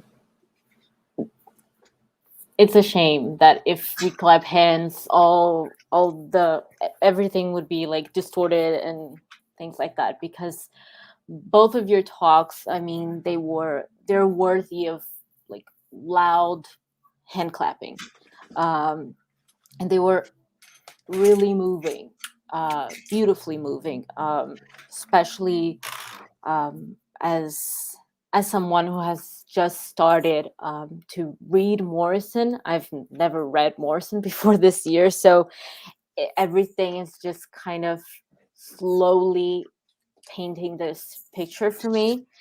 And thank you very much. Thank you.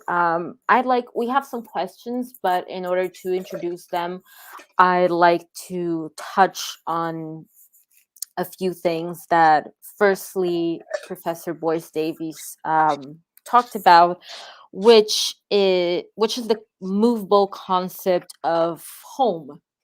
And this whole, which is very interesting because I made a question to Professor Maxine Montgomery that she presented like on the first day of the event, about why, even though the South of the United States is heavily historically related to horrible history and horrible treatment of Black people, why is it that most times, quote unquote, home ends up being there for those Black characters? And she actually answered me that this that this home is never really directly, this geographical place is never directly located as being in the South, which I thought was very interesting, and it got me thinking about this whole question of um,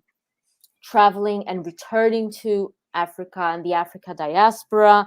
And it got me thinking also about Malcolm X and how he made that whole point of returning to Africa and returning to that history and that origin, how that also plays a part in Morrison. And we actually have a question that ties in together with that.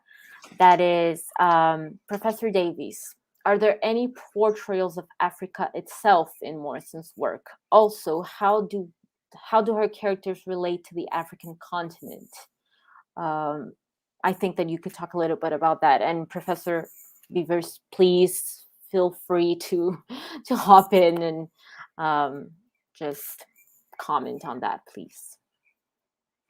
Good. Oh, I'm muted, I believe.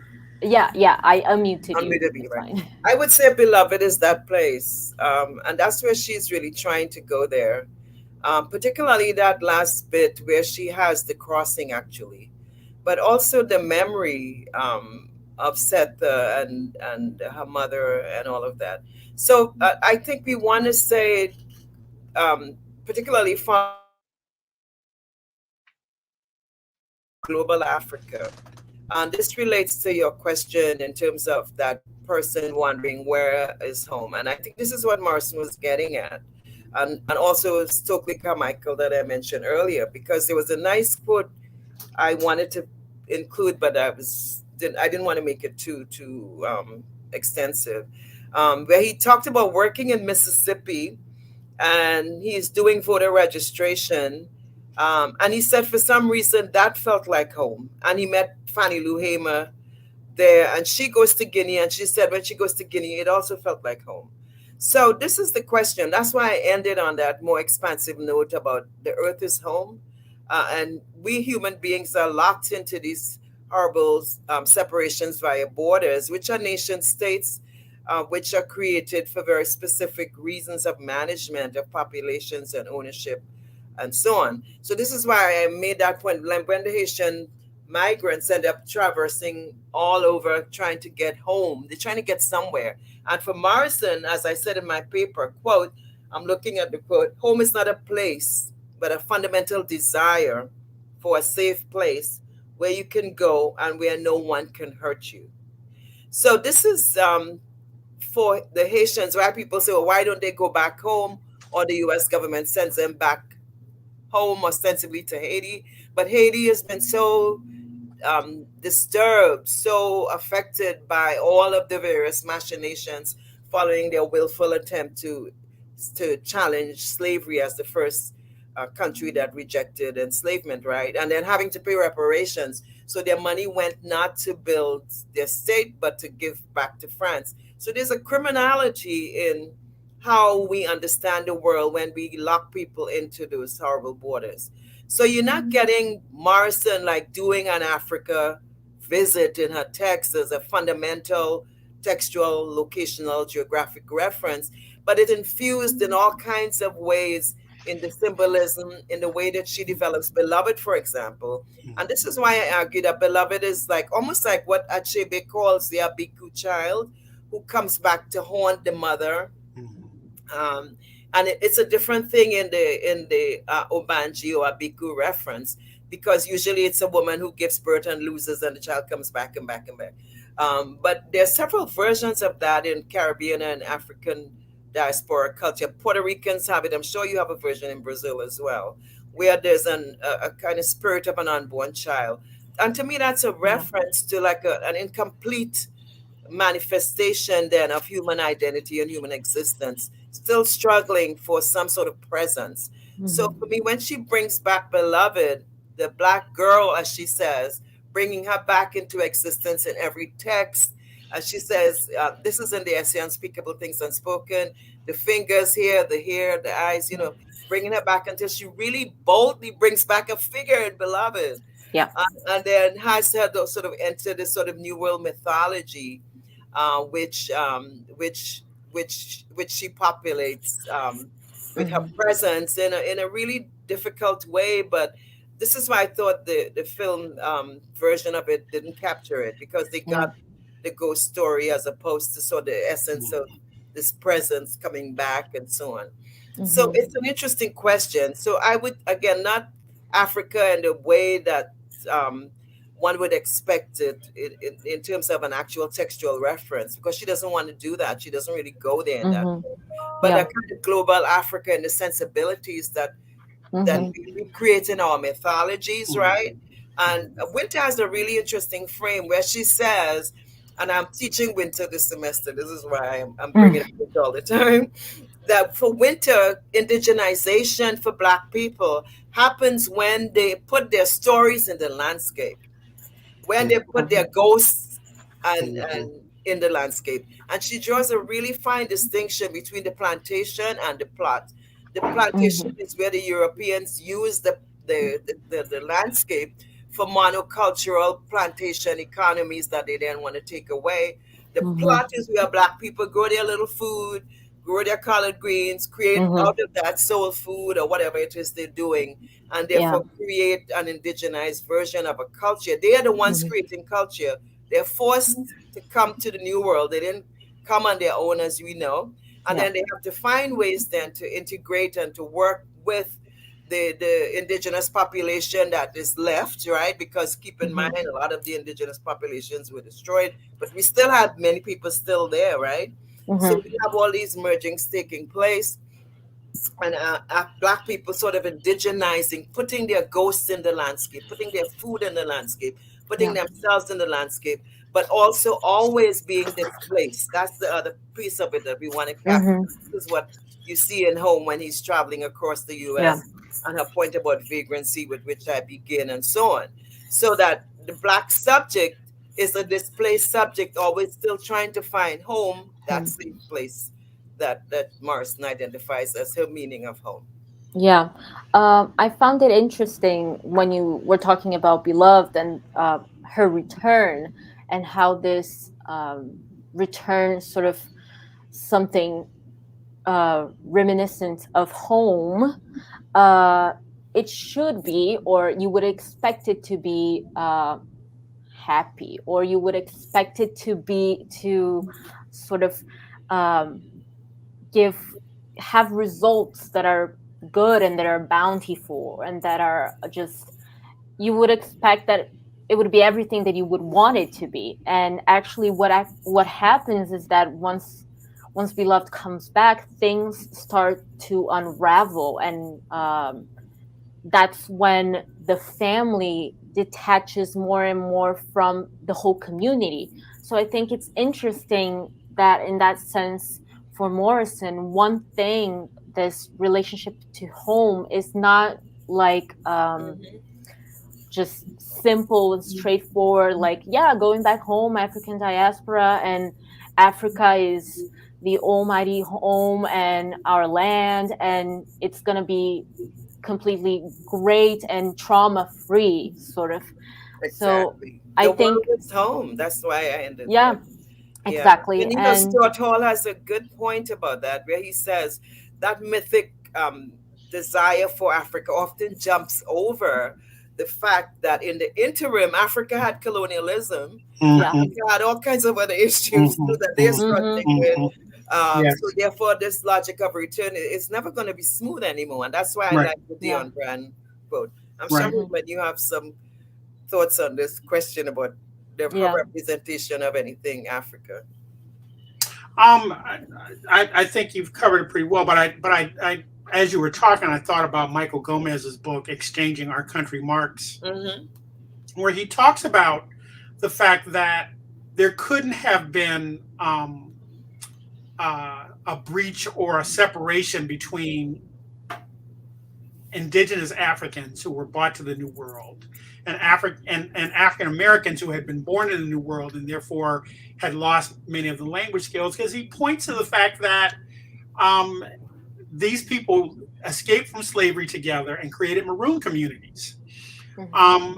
which is really important. But there are other moments. I think that moment in Beloved where Paul D is on the chain gang and they are using the work song that they're singing as a way to conjure the past and conjure the present and conjure what they think about their situation. That is African.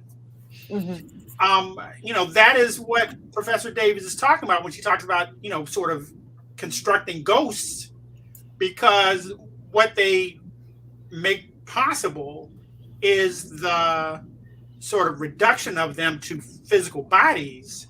They completely belie that notion by having this inner life that is improvised upon by the group. And then finally, 6-0 at the end of the Beloved, when he says, she's a friend of my mind. She gathered me, man. All the pieces I am, she take them and give them back to me in just the right order. It's good, to have a woman who's a friend of your mind.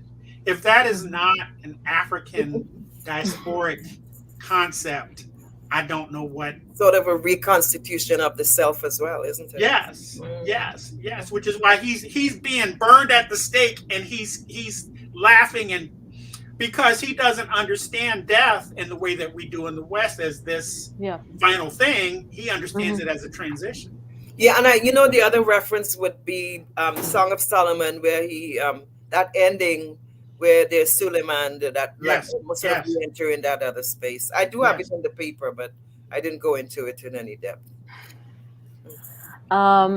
Again, we have a question that is related to this whole geographical world and is directed to Professor Boyce Davies, but Professor Beavers, you're more than welcome to chime in. And it's by Raquel, and she says, Professor Davies, can you talk about the geography of Medallion City from the novel Sula? Also, how do you understand the plague of robins when Sula returns to the city? Okay, that's a question that is too specific for me to answer. I haven't read it for a while, so I don't want to just go down that road. Okay. So I'm so sorry, but maybe Professor Beavers can answer it more. I'll take a shot at it. The main thing that we might want to think about with regard to geography and with regard to Medallion City is that it sits on this hill that is ironically called the Bottom. Oh yeah. And by virtue of that, Black people have been assigned what should usually be a position of dominance, but which, because of the logic of white supremacy, is inverted to be this site of subordination. You can't farm there, and the men want to work on the tunnel and work on the road, and they're excluded from that. And so if you think about the fact that the novel begins with the destruction of the Bottom to create the suburbs, the geography of Medallion City is on the one hand that sort of inversion of subordinate and dominant, but also it's the fact that it is a viable community where people care about one another and interact with one another in productive ways. It's not to say that there aren't things that are going on that are troubling. It is to say that Black people are capable of making a life where they are forced to make a life. And it's a tremendous dismissal and underestimation of Black people to call their communities ghettos, because geographically speaking, one only needs to spend one Sunday morning in a Black church to know that Black people exist in symbolic geography. Physical geography is important, and there's stuff that happens there that is indicative of imbalances of power. But my grandmother went to the 6th grade. But her struggle made it possible for me to be sitting here talking to y'all today. As somebody whose education makes me an expert, my grandmother was the expert. Yeah. And so part of what the Bottom makes possible is that there are more people who should have voice than are afforded voice. And Sula's return to the bottom evidences that. So I just taught the book last semester. Oh, One good. of the things that I did, I'm happy. I asked my students to write about, it went well. I asked my students to write about what happened in the 10 years between when Sula left the bottom and when she returned. One thing that's always troubled me about the novel is that Morrison does not follow Sula and what happened to her. And that really is important because I think in so many ways, she's just a woman who's ahead of her time. Exactly. There's no space for her. And so people demonize her because the bottom is this space where things that are strange have to be demonized or explained away so that people can maintain their hold on what constitutes for them to be the real. Yeah, no, I completely understand and what you said, and I think it's a really fair point in the sense that and it's something that I was thinking while you were giving your talk about thinking and viewing Black literature or literature written by Black people as service literature, as if it should play a part of teaching something to someone else. And it shouldn't, it is not that. It is not that. Just like literature and books written by white people, it shouldn't be about teaching something to white folks. It shouldn't. And just like that, I think that it annoyed me, especially with last year's events and the whole Black Lives Matter movement, how we had a surge of like 20 books or a list of books for you to like get in the movement or something like that. And it was kind of putting this pressure on books written by Black people that they should be teaching us something.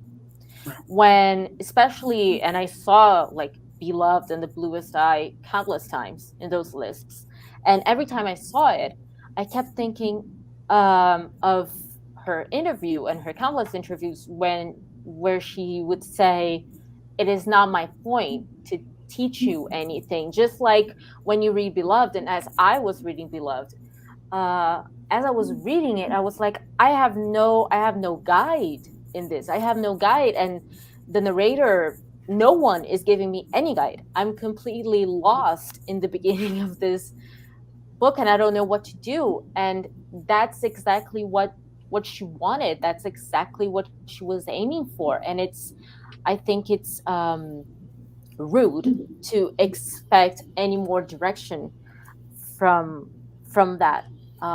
So that was just something that popped in my mind. And as you were talking about the Bluest Eye, I was thinking how getting the blue eyes for Pecola is what actually ends up being her default. What actually brings her to ruin. And I was thinking about that blue eye, her blue eyes being the white gaze. So she's inevitably gonna be ruined and gonna feel horrible for herself the moment that she sees herself through those blue eyes, because she's seeing herself through the white gaze. It's not going to. I don't know if I'm completely out of mind here. No, not at all. But that's a good reading. But I was thinking about the blue eyes not just as this symbolic beauty standard for whiteness, but as really this white gaze. I don't know how you would read in that way. If Pecola, by being able to see herself through the white gaze, that's when she falls to ruin. I don't know if that's possible. You know, I as I stated in the talk, I reject the idea of internalized racism. I totally reject it. One of the problems of the Black Lives Matter movement, I knew that white people were going to get tired of because it required them to interrogate their privilege in ways that they were uncomfortable doing.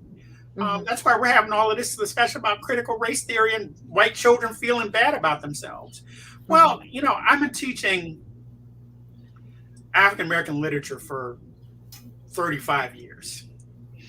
And I can honestly say, and I'm still learning how to do it on some level, but I can honestly say one of the things that informs my doing it or trying to do it, Black people are at the center of what I'm doing. Now, white students are welcome to be part of that conversation, but they're not the center of the conversation.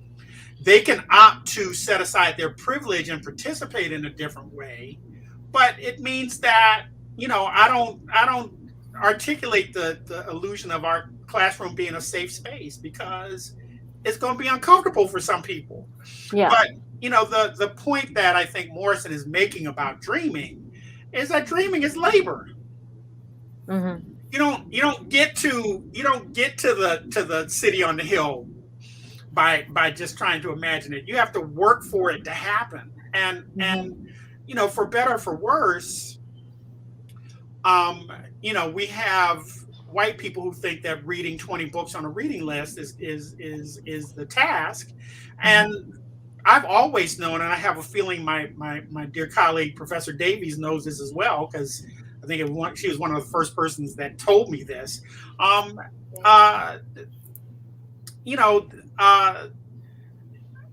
It's the doing, it's not the talking.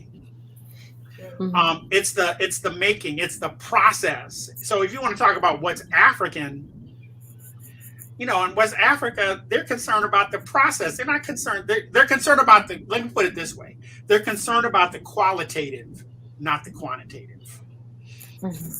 My problem with these discussions about diversity is that they're quantitative. And to me, that's useless. What's more important is talk about how we're going to reimagine how we distribute power and how people who gets to use power, who gets to make decisions. And, if you're talking about just bringing in more first generation Black people, that's not a bad thing, but that's not the be all end all. It's got to be about how do you reimagine power? How do you reimagine your relationship to your surrounding community? Are you going to tear down where people live so you can expand the campus, or are you going to do something else? And we grapple with this all the time at my university. But if I can add just a little bit to that, the question though, and this is again because of my winter lens this semester, the order of knowledge that we receive in the academy still does not privilege the Black experience. So therefore, we worked on an encyclopedia of the African diaspora, which the publisher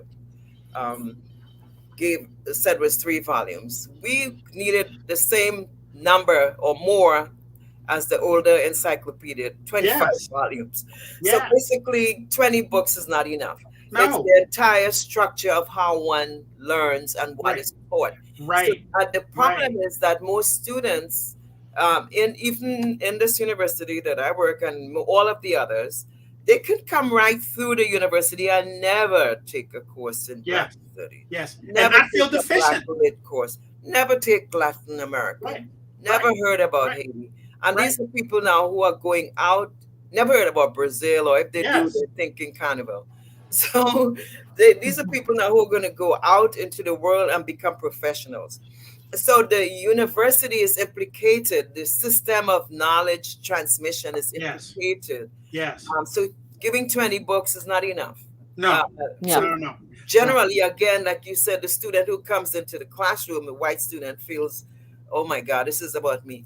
It is about you, and it's not. It's about you if you want to identify as white supremacist.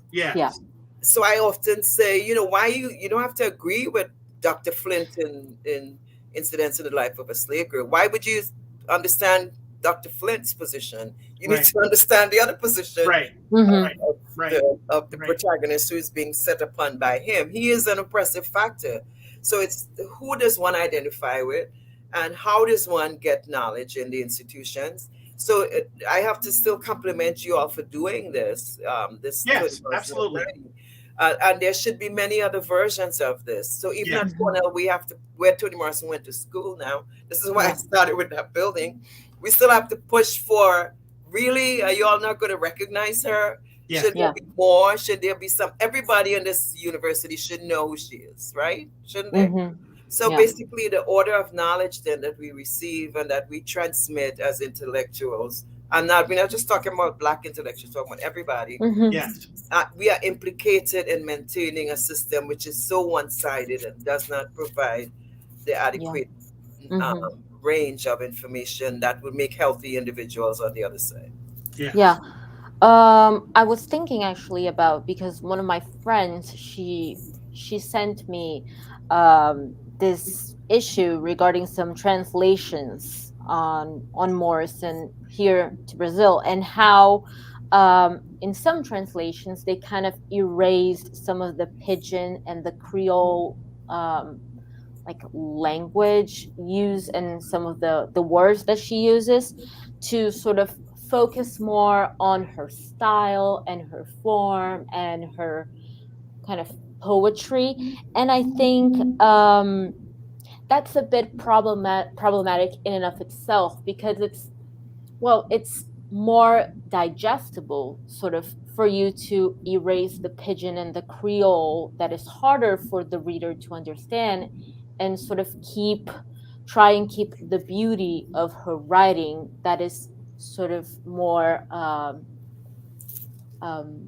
don't know, like just tempting for someone to read. And I think that's also problematic because we have a country here in Brazil that is very much raised and kept in this question of the racial democracy, as if there ever is one, and if we were ever living in one, which I think is completely false. And just like you said, it's like it's putting a myth and just not dealing with the structural issues in order to reorganize an entire system where issues are being perpetrated.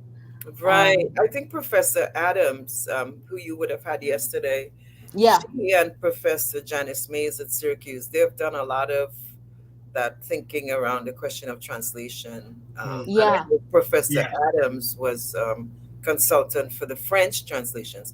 But I'm thinking from what you're saying, they probably didn't have somebody doing the Brazilian. Yeah, exactly. Which is a problem, you're right, because she found that in doing the French translations, they did some similar things, or sometimes just misread the intent of a turn of phrase. Well, it's interesting that translators place outside of the realm of the poetic, right? The Pidgin and the Creolized languages, that is the poetry, right? Exactly. Like, it's not something that you can say, oh no, I'm not going to use that because it doesn't help the poetic, or it doesn't help the lyricism, or it doesn't, it doesn't help the reader. It shouldn't help the reader. But isn't that they have to find equivalents in Brazilian, Afro-Brazilian cultural? I would assume so. For that, and then they won't bother to find it. Okay. Yeah, I would assume so. But anyway, these things are ongoing projects. Yeah. And somebody doing a translation of Beloved does not mean that somebody cannot come behind and do another better translation of Beloved, or Song of Solomon, or Sula, or Tar Baby.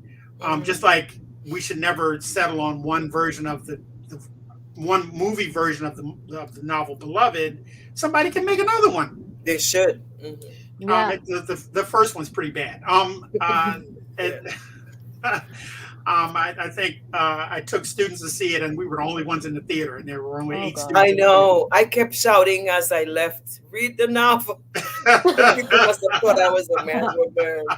I couldn't believe it. I said, "Read the novel, please." I didn't even know there was a big audience in Miami. Huge I didn't even know there was like a movie. And while I was reading, I was like, oh my God, this would be like an amazing movie or an amazing series. And as the event progressed and people were talking, oh no, the Beloved movie and the movie. And I was like, is there a movie? Really? Well, is there a movie? It's not that there aren't moments in the movie where Jonathan Demme tries to capture the complexity of the book, but it's done through double exposures. Oh. It's done through tilting the frame on its side. It's done through quick cuts to shots and then cuts away from those shots. And my favorite part of the book, which is Baby Suggs speaking and clearing. Oh yeah. That's at the end of the movie. When people are walking. that was easy to. That would be easy to stage, actually. Absolutely. Yeah. That's where you ought to start. That's exactly. Yeah. But the thing is, again, with all of these filmmakers coming up we would have more versions in the Caribbean and the UK and the Americas, somebody will figure out how to do it. But again, we have to get away from the studio system, because the studio system won't allow that to happen. Yeah. Yeah. And they're going for Hollywood takes things and all that. Yeah. Just for us to finish everything right up, as we were talking about future possibilities for better rereads and better interpretations of Morrison, we have this question that's been ongoing on the event, and it's the question that we'd like to pose to you, which is, can any of you think of an heir of Toni Morrison, that is a contemporary writer who can be compared to her in some way, like her impact or her writing, whatever you think? Well, wow, it's an intriguing question, but it's inherently a straitjacket kind of question, because one has to ask the question, why does somebody have to recreate Toni Morrison? Yeah. Why can they not create something else? So, there are a bunch of writers that I'm really excited about. Tayari Jones. Yes. The sister that wrote the 12 Tribes of Hattie, Ayanna Mathis. I'm reading a wonderful novel right now called The Sweetness of Water by Nathan Harris. Oh, I wanted to read that for the Booker, right? It is fantastic. Oh, I need to get that. I don't. Yeah, know. I wanted to read it. Fantastic.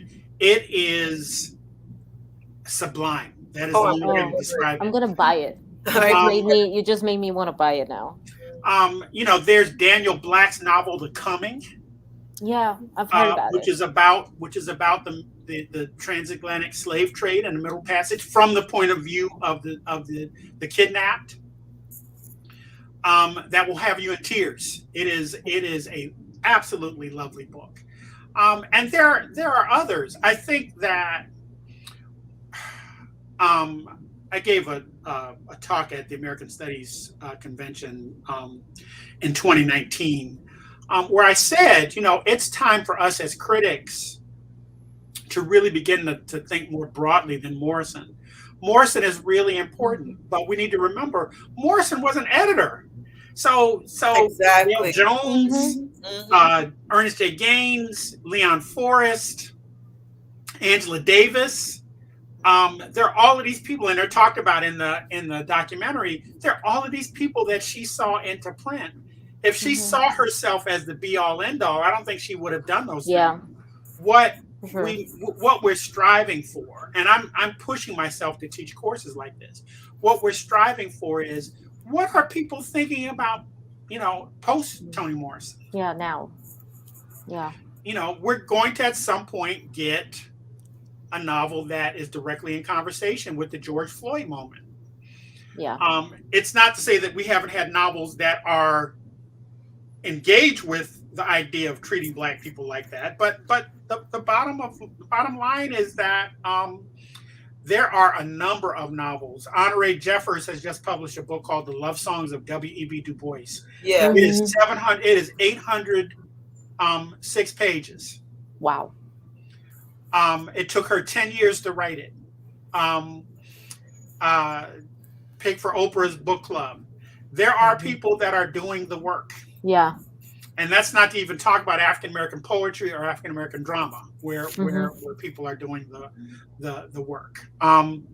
So the thing is, I'd much rather talk about who is emerging in the post-Morrison moment rather than who's succeeding her or who's displacing her or who's imitating her, because none of those things does us any good. You know, what I need is for my graduate students to become aware of these writers so I can push them to think about putting these other writers on the radar screen so they get taught, and so that, most importantly, their books don't go out of print. Yeah, exactly. Do you have any other comments to make on that, Professor? Yeah, I totally, that was so well put by my colleague Herman Beavers. And there are a number of African women writing and doing all kinds of really cool things with the pen. Yagiasi's work. Yes. Oh, yeah. There's work. Yes. You know, so there. Natalie Dion. Right. So we have a really nice body of work coming out. In fact, Wole Soyinka just, somebody published an interview he did in The Guardian, or a short story, a short essay on his recent book. And he was asked the question about writing in Africa. And he said, you know, what he's looking at is the way that women are really represented. He said that the best body of literature that he's seen coming out of Africa has been by women recently. And this is coming from Soyinka, who doesn't really, as you know, doesn't come out with a heavy gendered woman identified position, right? So he's going from the question of quality and what they're writing. Right. And similarly, in terms of Caribbean diaspora, particularly literature, I would love to, you know, stress Dion Brand as well as still really critically somebody who is influenced by Morrison, but also doing her own thing with absolutely. Yeah, no, I think that was the greatest answer I've heard. Instead of saying no, I don't think Morrison was in a league of her own, it's kind of like we've had Morrison, and that's great enough, but we still have so many others who will be as great as her. And I'm going to bring Mariana here with me because your talk today, to end our series of talks and our whole event, has been a pleasure to listen to both of you speak and to learn from you. It's been an immense honor. I've been very, very much a white reader, and I'm glad that I'm opening up the spaces to read other things that are as interesting and as beautiful.